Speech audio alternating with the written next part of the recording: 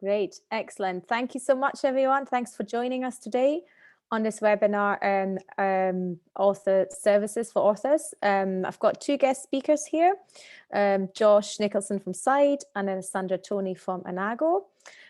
Before I get started, just to remind you, the webinar is being recorded and we'll make the slides available after, so they'll be available for download from the EIFL website. And I'll email the recording and everything to everyone who's attending today or who is registered. It's also welcome if you're watching this recording later. So we've got an hour and we want to cover three aspects really in terms of services to authors. I'll first speak about our waived and discounted open access publishing fees. And then I'll hand over to Josh, who will talk about Cite and how you can use that as an author when you're writing your articles. And then we have a third speaker, Alessandra from Enago, will talk about the Enago editing services and how this can help you jazz up your manuscript and increase your chances of getting accepted. So if you have any questions, you can put them in the chat or the Q&A. We'll keep an eye on that. When I'm not presenting, I'll maybe answer questions if they're relevant, but we'll try and keep questions for the end if possible, unless you feel it really fits in. Feel free. Yeah, so first of all, I wanted to speak to you a little bit about EIFL agreements for discounted and waived APCs. I should have started and said, my name is Romy Beard. I'm the EIFL licensing program manager. So one of my jobs is to negotiate these agreements with publishers. So at the moment we have 11 agreements in place, and what they do is they negotiate special terms for authors. So when you publish in open access, you can get discounted article processing fees or completely waived article processing fees. So in total, the journals that we've negotiated this for, it's over 2,500, and these include reputable publishers like Hill and Francis, Cambridge, Sage, and if you click on this link, eifl.net/APCs, you can search by country on which agreements are available to you as an author, or if you're joining us as a librarian and you want to provide some information to authors at your institution, you can visit the site and search by country. So for example, here I've selected Zambia, and you can again on the second drop down select, do you want to see just the free agreements or the discounted agreements as well? And each of these pages is then a product page with more information. And one of the key things about these agreements is that they are fixed terms, so you can see always what is the agreement term. You have some information on these product pages, including instructions for authors. How does it work? Is there anything you need to do when you submit your article? Is there anything you need to fill in? So all that information is on the EIFL website for when you get to that stage. And also some detailed instructions for some of the publishers. We have actually run some webinars. And on this page, you can also see there's this, where else can I publish in open access? And that's really one of the key things that I'm trying to share is these country specific title lists, because I know the agreements vary from country to country. So if you're a librarian and you want to promote what is available to your authors, I recommend that you always share the country specific title list rather than the general information. So in this case, if I select Zambia, I get to a page that is specific for Zambia. So the URL is always the same for all the EIFL partner countries, eifl.net/Zambia_APCs. So if you're from Ghana, it would be Ghana_APCs, and so on. And this takes you to a page where you can always download the latest title list. And we'll have a look at this really quickly now, what the title lists look like. So you've got some options here in terms of filtering by subject area to find relevant journals, and some information about the author. For example, we've negotiated a waiver for this journal, so there is no article processing charge at all for publishing in open access. You also get information on when the title list was last updated. And then here's an example of how you can search by keyword. So if you do a search just within Excel, you can find additional words, because although we've got subject area listed, unfortunately, these don't match between all the different publishers. So Sage will give us a different classification than, for example, Cambridge University Press or De Gruyter. So sometimes it can be helpful if you want to pop in a keyword to find relevant journals in that way. And of course, once you then identified a journal, you would go to their submission page, and the link of that is on the Excel as well, and read the instructions and then go ahead and submit your article if relevant. The other thing I wanted to quickly share is how we've done some analysis on these agreements that we have negotiated, and actually noticed in comparing 2019 with 2020, for 4 of the agreements that we had in place, that we've seen a 62% increase in open access output due to these agreements. So that's very promising.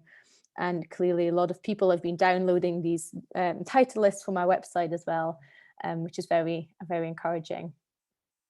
And actually that's everything from me already. I feel like I've rushed through this now, but there'll be time for questions at the end. If you want me to go into more detail about anything else. So it's already over to you, Josh. I just wanted to give a quick overview about the agreement.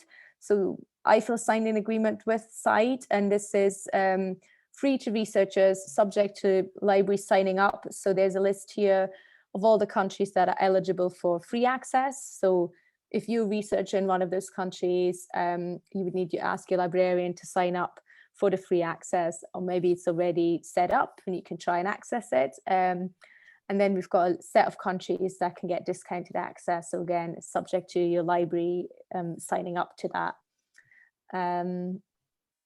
And anything else I should add to that, Josh? I'll let you take over. Awesome, thank you. Excellent, go ahead. Okay, I think you have to stop sharing and then I can start.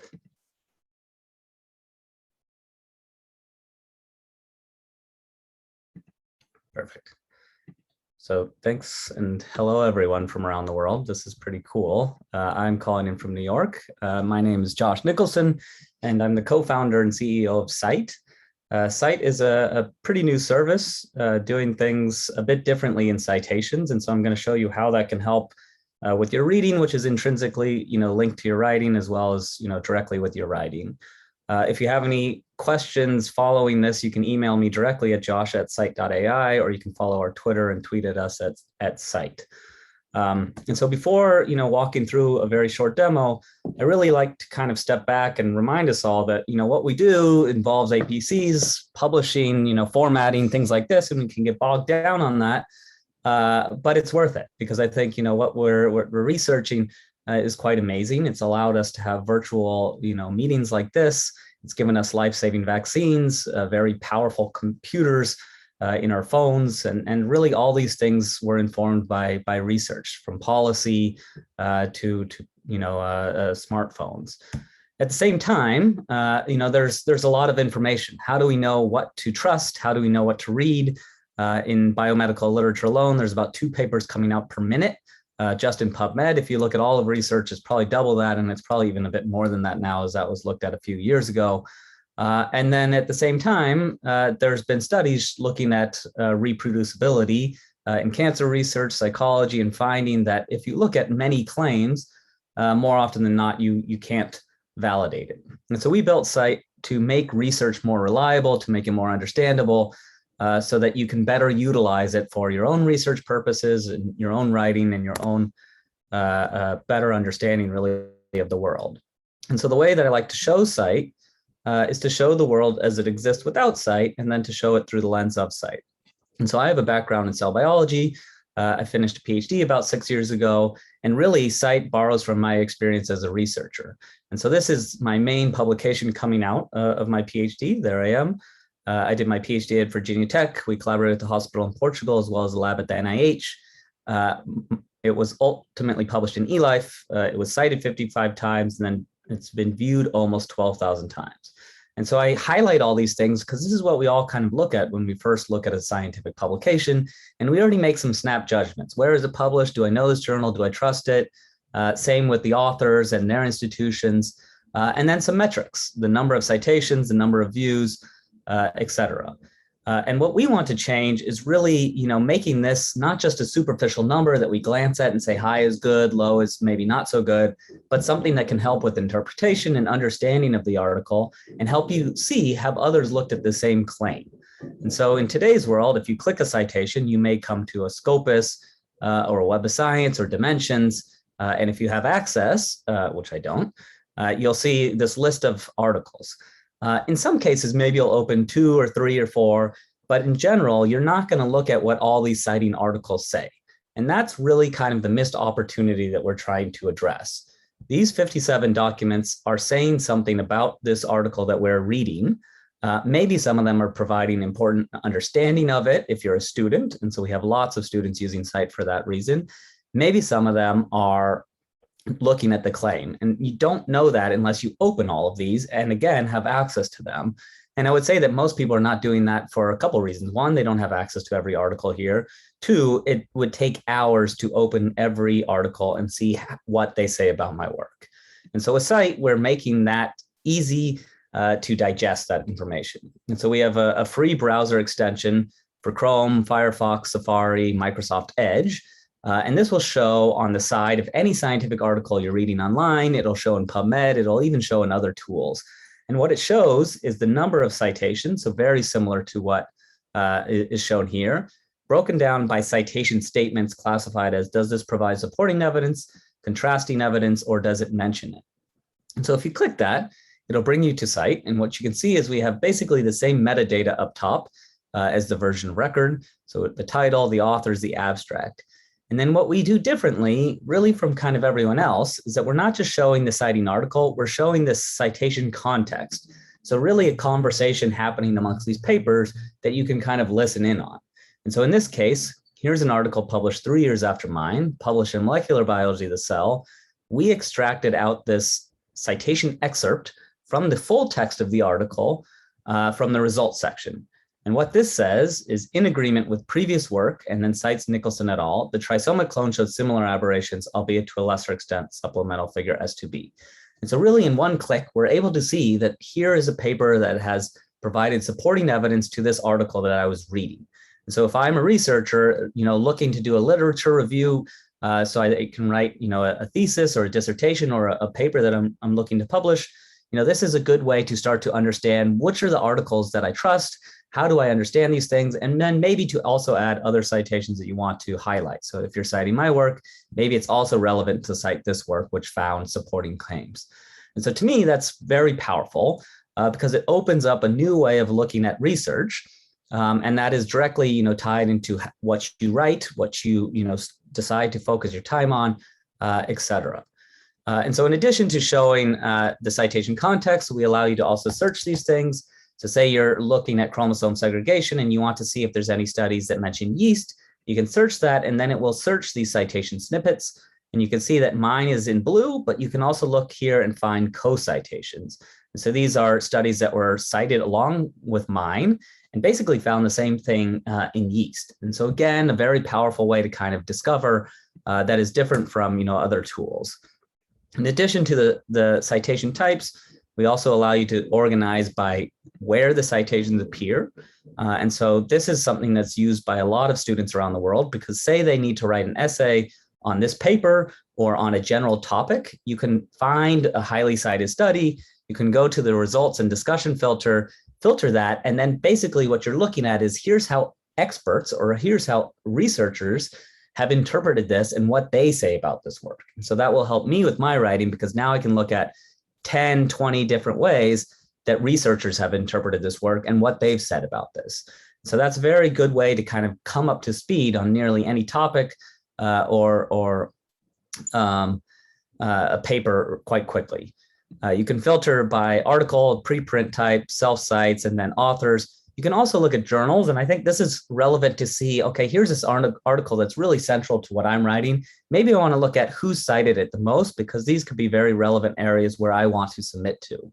And then these could be potential collaborators as well. And so this is the core of CITE, is really showing this citation context. We then have brought in that so that you can look at researchers and see their profile and see, how many papers they've published, which are the most cited, which are the most supported, which are the most contrasted. We've also brought that to affiliation, so you can see that at the university level, journal level, et cetera. And because I've been asked to focus a bit on writing, we've also developed something called the reference check. And what the reference check does is allows you to take an article that you're working on and then to check if the references in it are sound. So have they been supported, have they been contrasted, or have they even been retracted? And so the way that I like to show this is to look at this article published in Frontiers. And so we'll download this PDF, but what I would emphasize is that this article, if it downloads, this tool, the reference check, works and was designed for unpublished documents. So if you have a draft that you're getting ready to submit, what you can do is take that PDF or docx, generally PDF's a bit better though, and then upload it.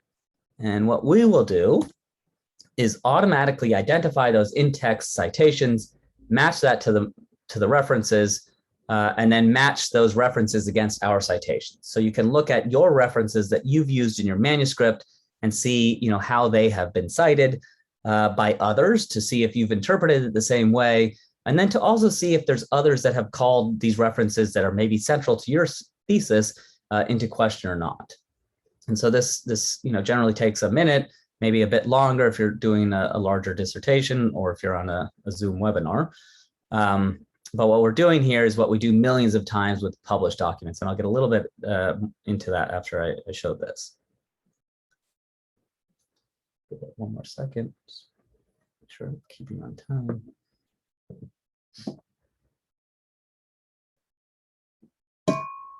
Okay, so it's finished. You can click here. And what we've done now is automatically identified the references from that PDF. And then we flagged any references that have some editorial concern. In this case, because it's published, we can also show the DOI and the title and things like that. But again, this was really designed to help authors pre-publication to check the references before submitting. So here is one reference. And you can see this reference has been pretty highly cited. There's 120 citations, there's 4 supporting, 3 contrasting, but you can also see that it's been retracted. And so maybe the authors are aware that it's been retracted and are discussing that. And so if you open this, you can see how that reference has been used. And so this excerpt of text is coming from the PDF that we just uploaded. And it says, second, life satisfaction can be influenced by objective social context through a more unconscious path with little conscious attention or monitoring. And then they reference Diederik Stapel and Blanton in 2004, an article that was actually retracted in 2013. And so these authors are citing a retracted article that's been retracted now for about 7 years unknowingly. And so this happens across journals, across publishers, and it's really something we're trying to help curb by saying, hey, reference 1 is actually retracted and you're citing that unknowingly. And so this will help authors make sure that their references are, as sound as they like it to be. In other cases, you can see, okay, here's another reference. It has 96 citations. 3 of them are supporting, 2 of them are contrasting. This doesn't mean you shouldn't cite it because there's contrasting citations to this paper. But maybe if you spent years of your life doing this research and months or years writing this up, you would want to see what those contradicting or the supporting studies say. So here's one that says this result contradicts the findings of Schwartz and Hartfer. And then another one says contrary to previous findings that are especially poor, et cetera. And so this is a good way, again, to kind of better understand, any article that you're looking at to make sure this is what I think it is, and then to see what others have said about it. We don't have too much time, but you can go here and look at any journal in the same way and look at those metrics at the journal level, the affiliation level, or the funder level. I would also say that we have a free Zotero plugin, which is very powerful because you can then see our numbers in your Zotero library. And so you can organize it within your library. You can also upload your Zotero library or your Mendeley library, again, to see if the references that you're using while writing have been supported or contrasted by others. And then one other thing that I'll show, just check how I'm doing on time. One other thing that I'll show that relates to reading. You've got time, this... Josh. You've got Okay. time. Just to say, there's been a couple of comments saying that you're talking really fast. Okay, sorry. So, I was trying to rush to. I know, yeah. But we've actually got loads of time, so take your time. There was one question so far about how are you getting text from the cited papers? So that's a great question. So maybe let me answer that, and apologies for going quickly. This is me coming from New York, and then also, just rushing. So this is a great question. So how do we do this, right? How do we build this?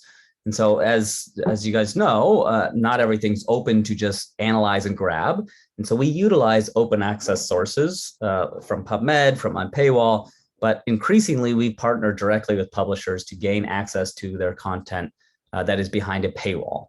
And so we have partnered with over a dozen different publishers, not all publishers.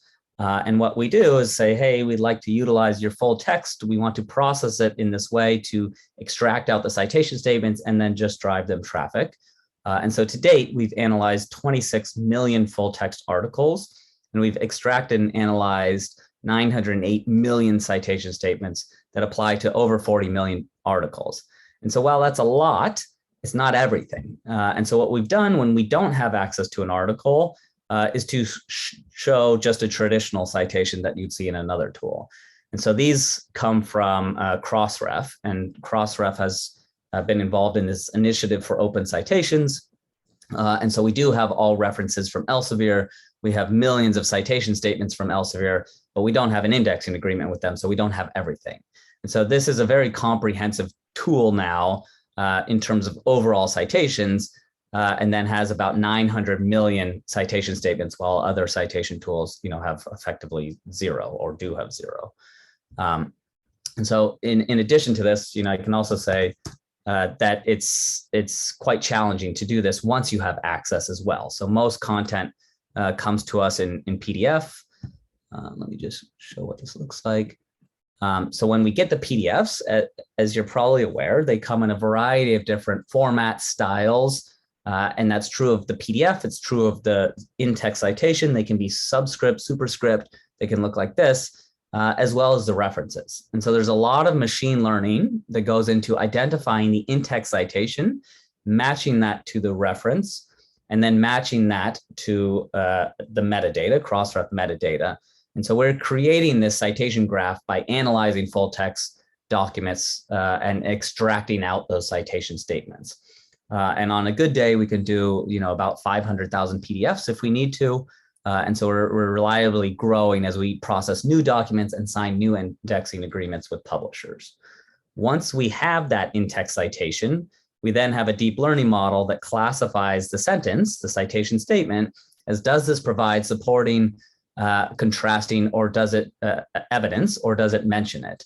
And so the way that we've developed that was as members of the team to read roughly 40,000 different citation statements from a variety of different disciplines, and then annotate it and say, these authors are indicating that they support it, or that they provide contrasting evidence to this.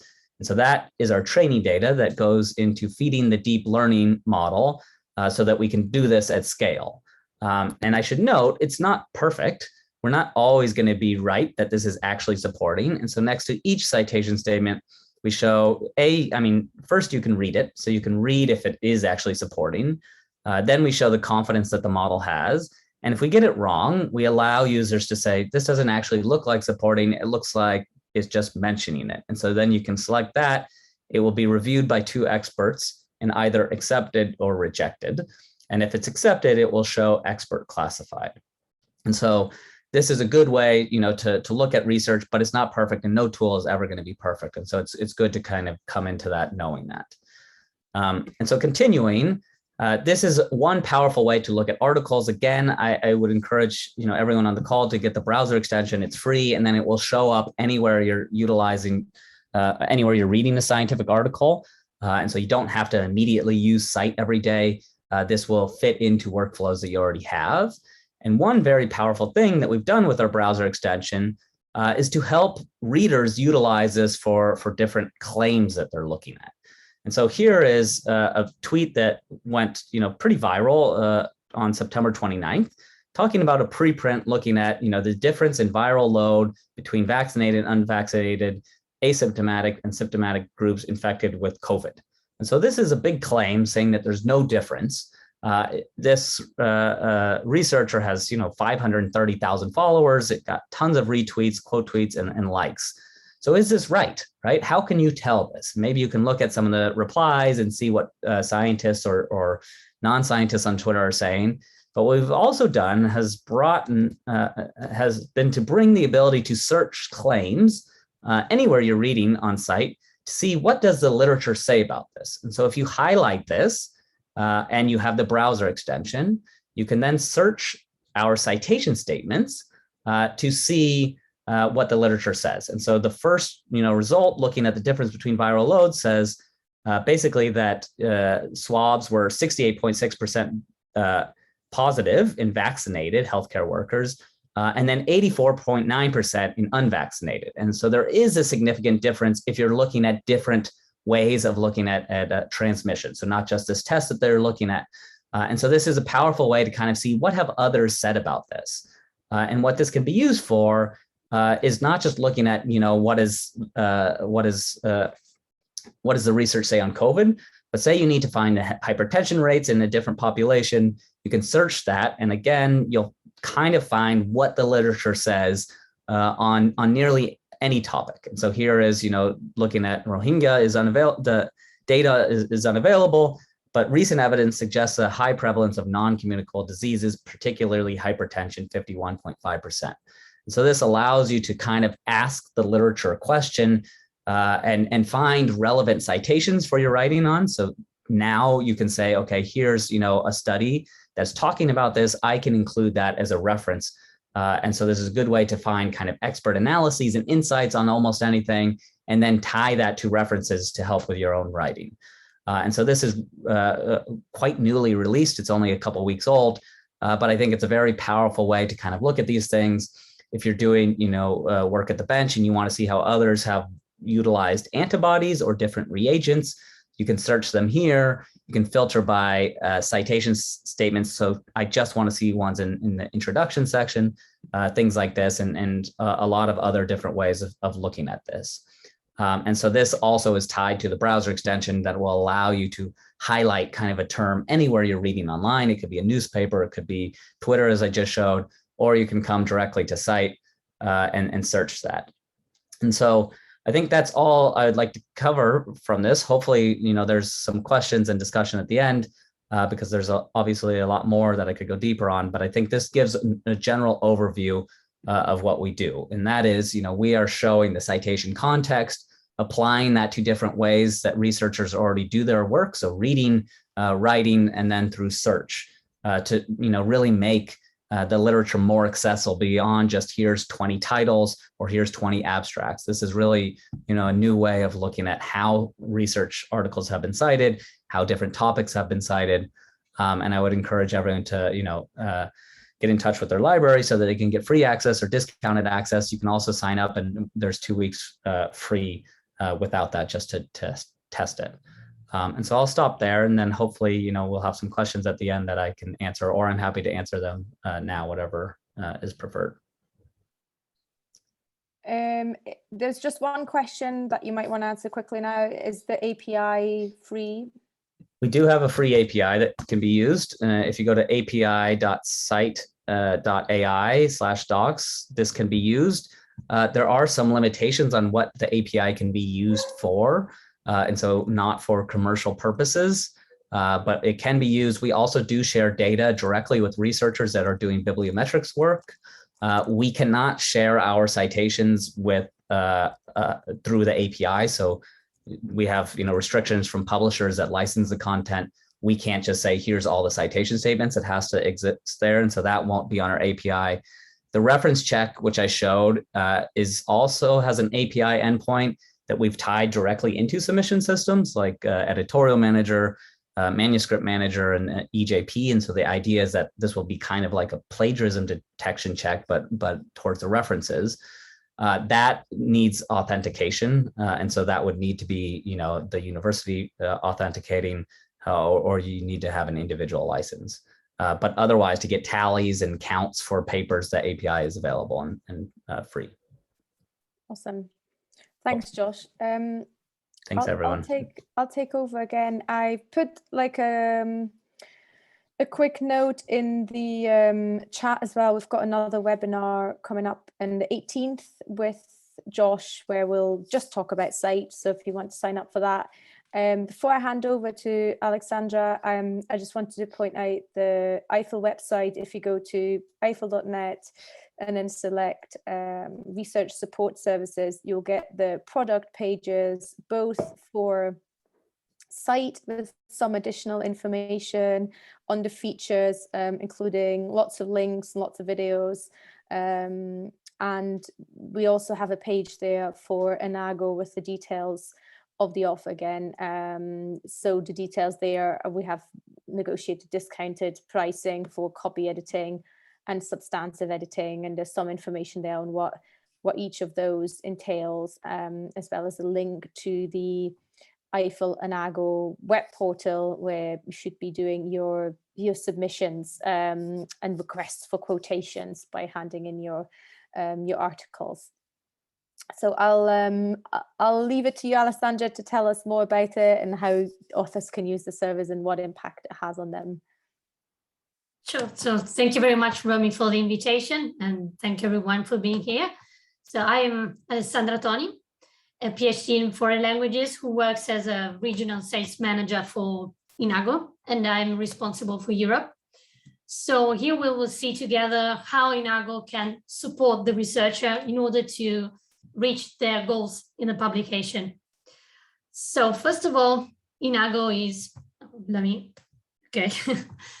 Enago is assist research authors in meeting publication success, and it has a strong reach amongst individual researchers, so B2C, but also among universities like B2B. And we're also leaders in Japan, Korea, and we're also the top 3 players globally. And we provide both language editing and publication support services. And we're also a preferred partner for leading publishers, societies, and universities worldwide. So here on the right, you can see some of our corporate memberships, like, for example, STM, the Korean Council of Science Editors, and the Society for Scholarly Publishing. So here you can see a map, let's see, about our offices. But for example, I'm based in Italy, and we also have a lot of other representations all around the world, because, for example, we have other regional managers in Latin America or in the Russian area, and so on. So here you can see that we also have other partners, including some scientific publishers like Elsevier, IEEE, ADP Sciences, or, for example, the European Society of Cardiology. And our main key point, so for example, is that we have 2 editors who are native English speakers on every paper. So 2 experts will work on your paper, because the first one will be responsible for the language check, while the second one is also an expert in your field. So for example, if you have a biology paper, an economics paper, or let's say an engineering or a law paper, we have the relative expert. So he will be responsible, he or she will be responsible for checking the content, the formatting as well, because we, of course, format the paper according to the journal guidelines. And here we'll see that we have 2 levels of editing. So the first one is copy editing. The copy editing is the standard editing service. Sorry, okay. So for the copy editing, you can see that we proceed with a language and grammar check, then style and consistency, where we check the writing style, references, figures and tables. And then you have an after-sales support, which includes an editor Q&A for the first year. So for example, if you have any other question after our editing process, you can always ask for free to our experts. And moreover, you can have access to free add-ons like the word count reduction, journal formatting, certificate of editing, and academic resources, or the manuscript rate card. And as previously mentioned, so only available with Enago, you can have the 2-editor system, the native speaking editor, and the specialized subject area matching. Concerning the substantive editing, which is, let's say, it goes deeper into your paper, especially it's very suggested in terms of the academic writing, because a part of the language and grammar check, style and consistency, technical accuracy, we also have the structural review. So which also implies the logical flow, the presentation, and the content enhancement, which is only available for the substantive editing, so with the substantive editing. And here, concerning the after-sales support, apart from the editor Q&A for 365 days, you will also have the Edit Unlimited. So this means that in case you will have other minor revisions to make on the same paper, then we can go ahead for free, okay, during the first year. So here again, you can see a list of samples which are presented for substantive and copy editing. So here are different, scientific areas, for example, medicine and biosciences. And here you can see an example of substantive editing. So how your manuscript will look like after the delivery of a substantive editing. So here you can see that everything is in, so we keep the tracking changes. You can accept or refuse, let's say, all the changes.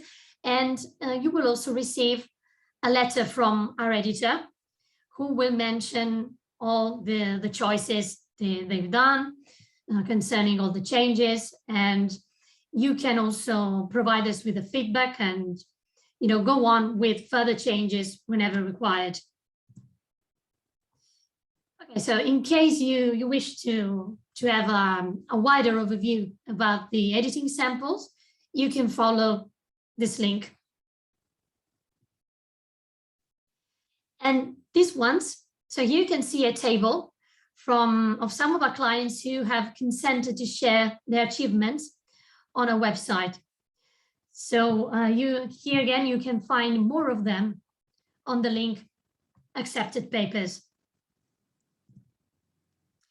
And this is a slide which summarizes the satisfaction rate of our customers. So for example, we have a 95% of customers who are very happy with the services. Moreover, a repeated client ratio depending on the different regions. And this is based on the high quality, reasonable price, and the reasonable time. Because of course, another thing I've got to mention, so you can have standard delivery or an express delivery. So this means that for an edited paper, we take about 5 working days to work on it. Otherwise, you can also get it in 2, maximum 3 working days if you need it with an express delivery. Again, these are some information about professional editors. So no students, only professional editors. And as mentioned, they are all native English editors who come from, for example, USA, UK, Canada, Australia. They're peer reviewers as well as published authors. And they all have an average of 19 years of experience. Okay, so here again, in order to summarize our main features, so we always have a subject matter expert who is going to work on our paper, and then the 2-editor system, so 2 experts, the Edit Unlimited, and the promise that, of course, we will always support you during your publication process.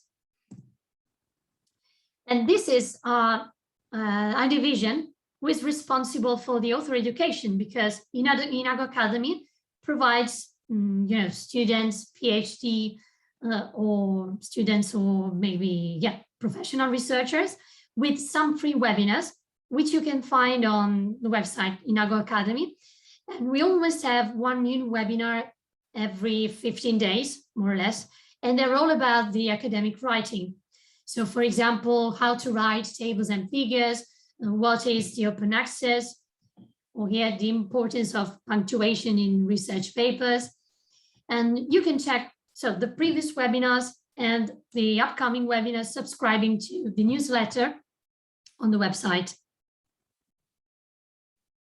And this website is the one who is related to EIFL. So whenever you need to submit a manuscript for an editing service, you can do it by this website. On this website, you can upload your paper, and we will see in the second part of the presentation how you can do it. Okay, so this is all for the first part. I don't know if there are any questions. Yes, there are a couple of questions. Drake is wondering about representation in Africa, and we have a question whether you have any customers in Belarus or the Ukraine. Yeah, so we have, so answering to the first question, we have representations in Africa. So not in a physical way. Let's say the responsible for Africa is our manager for the Arabian zone as well. So, however, we can provide support 24/7. So even if you need to submit a paper on a Sunday evening, an expert will always be there. And in Ukraine and Belarus, yeah, we do have customers. Unfortunately, I'm not updated about them because I will have to ask to my to my colleague in that area, but we do have some customers there. Okay, thanks. That's all the questions I could see for now, so please continue. Okay. So now we're going to see how to send us a manuscript for our services.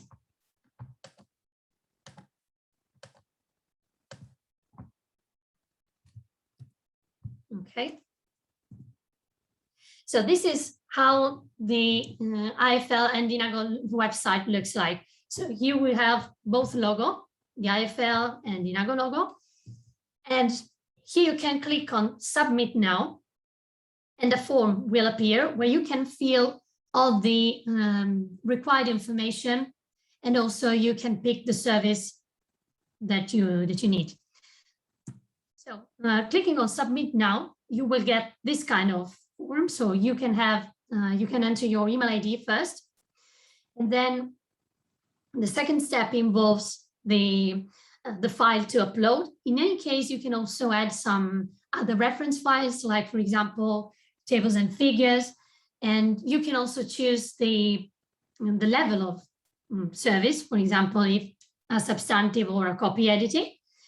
And yeah, concerning the academic articles, we highly recommend substantive editing, especially so if you need to publish on high impact journals and so on. So substantive editing is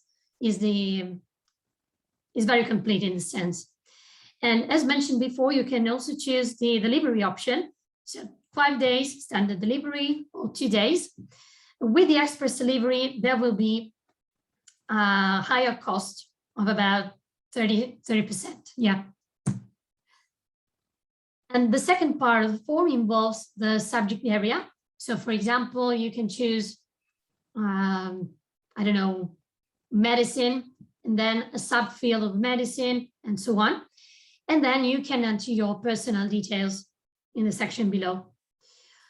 And if you have any specific instructions concerning the manuscript, you can also mention them within this form, because, so for example, since our rate is a rate per word, we are going to send you the price quotation. The total price quotation will be based on the total word count. So, for example, if we have a 5,000 word length paper, you will get the total price quotation and then the single rate per word. So if you need, for example, to exclude the captions under the figures, under the table, then you can mention here where you place your inquiry. Okay, so at the end, you just have to click on Submit, and you will receive the price quotation in about 60 minutes. In case you have any other questions, you can write to submit@enago.com, which is our customer service. So in case maybe you don't receive the price quotation or would like to get more information about it, you can write to my colleagues. So this is the email you're going to receive after filling the form. So here will appear a message like this. Well, you will have this kind of price quotation. So the service chosen, copy editing or substantive editing, priority, which is about the delivery type chosen. So 5 days or 2 days, the subject area, the word count. So here we receive the total word count, then the rate, which includes the rate per word, as previously mentioned, and now the total fees. So the total word count. And finally, you will have also the deadline. For example, 8th of February, but please confirm before the 3rd of February.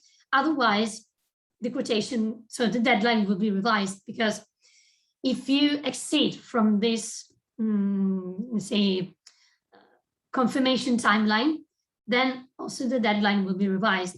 And in order to confirm, you can click on the link provided below on the email, which is related to the portal we've just seen.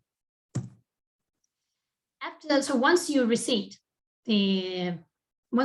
your confirmation, then you will also receive a confirmation email, which will look like this. And here you will also have an assignment number. So the assignment number will correspond to that particular article. So for example, if you are waiting from us to provide you with the delivery of 3 different articles, they will have 3 different names. So you always have to mention the assignment number if you write us for any particular info. Then again, we summarize the service, the word count, the total fee, and the deadline. Okay, and this is the delivery mail, which will inform you that the file is ready for the download. So you see again that there is the name of the file. You only have to log in. Then once you logged in, you can go on the downloading section and download the file. So after that, you can also have the after-sales service. So we are always available for the Q&A, or you can always write to submit@enago.com for more information. And of course, you can visit the website of Enago Academy for more news and tips and resources about the academic writing. Thank you very much. So I hope that there will be more questions, and I'm at your disposal. Thank you. We do have a couple of questions. One is about the cost. I was just about to look that up again. Let me share this on the slide.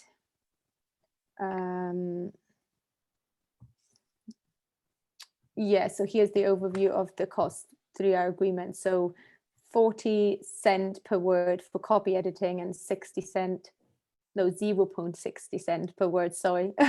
So 6 cents per word for substantive editing and 4 cents for copy editing. So obviously the total amount depends on how long the paper is and how many words there are. And as Alexandra has confirmed, you get a quotation that tells you the rate, but also the total amount. We have a question of how authors can pay. I believe it's a credit card payment. Yes, credit card, or also by bank transfer. Okay. Most of the individual researchers always pay by credit card or PayPal. Okay, perfect. And then we've got a question about how the article is legally protected. I assume that means in terms like is there some kind of agreement that, if authors are worried, if I send you my article, will you then submit it as me and steal my copyright, that kind of thing? No, of course, we guarantee that. So the privacy it's a non-disclosure agreement. So we do not share anything except with the author, of course. Mm-hmm. And with the author permission, because as we also saw in the presentation, there are some partners or articles who decided to show their data. And so we always ask in case we need to provide the public with some information. Mm-hmm. So there's a non-disclosure agreement generally Exactly. that governs the relationship. Perfect. Let me see if there's anything else. I can't see any other questions just now. Let me check on the chat. We've still got about 10 minutes.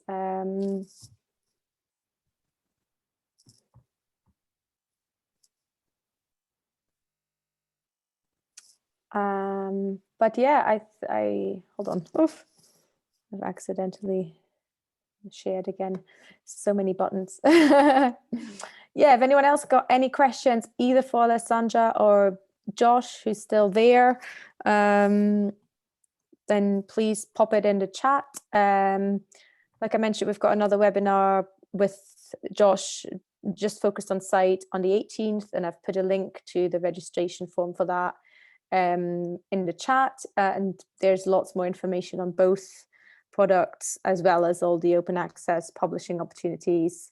So we kind of covered a little bit of the process, a little bit of doing a little bit of research using Cite, checking your references using Cite, then getting your manuscript edited before you submit it. And if you're then trying to find a journal where you've got no open access publishing charges, you can do that using the EIFL title lists. So a little bit of the process, perhaps not in the right order. But, is there anything else you want to add, Josh or Alessandra? No, I would say I would just encourage everyone to test it out. We've made it free for many countries and very cheap, for others off what other institutions are paying. And really, I think it's more than just kind of a bibliometrics tool. There's a lot of students using it, which is one thing I'd emphasize around the world. Whereas I don't think that's the case in traditional citations. Yeah. I've put my email in there as well if you've got a question about whether, if you're not sure if you can access it for free or who to contact or has your library signed up. So feel free to email me on that. Alessandra, did you want to add something? Sorry, I cut you off there. Oh, yeah, I also encourage all you researchers to try our editing services, at least to try the quality once, and then so you will see that your success publication will increase. Perfect. Yeah, and there's all the links you mentioned, I think we have on the EIFL website, on the research support services, and or any other information that either of you sends me, I usually add it there, so it should be there. There is another question that has popped up from Arnold.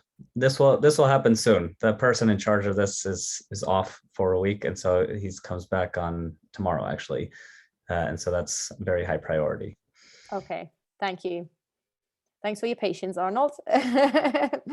And hopefully you get a chance to try it out before the next webinar in a couple of weeks, and you'll come ready, prepared, with some knowledge about it already. Excellent. Okay, then let's wrap up. Thank you so much, guys, for taking the time this afternoon. And as promised, I'll share the recording. And if you have any slides you want me to share as well, please send them to me. Awesome. Thanks, everyone, for joining. Thank you. Bye. Thank you. Bye.